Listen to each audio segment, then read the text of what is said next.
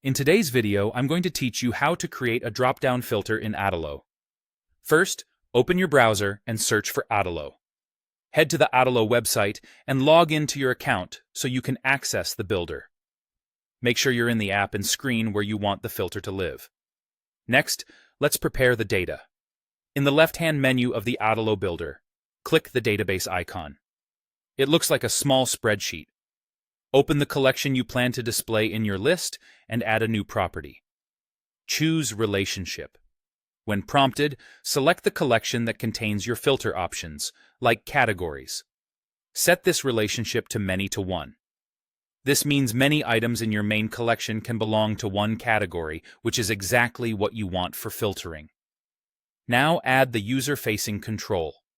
Click the plus icon, search for Dropdown, and drag the Dropdown component onto your screen, above or near the list you plan to filter. With the Dropdown selected, open its settings. Set the data source to the collection that holds your filter options, for example, categories, and make sure it's using a list of records, not a static list.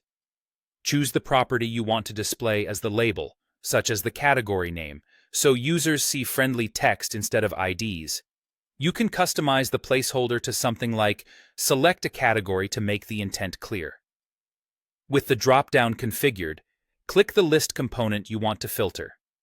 In the Lists settings, add a new filter and choose Custom Filter. Select the property on your Lists collection that matches the relationship you created earlier, such as category. Set the condition to is equal to. In the final field, reference the drop-down's current selection by choosing drop-down value or selected value from the drop-down component you added.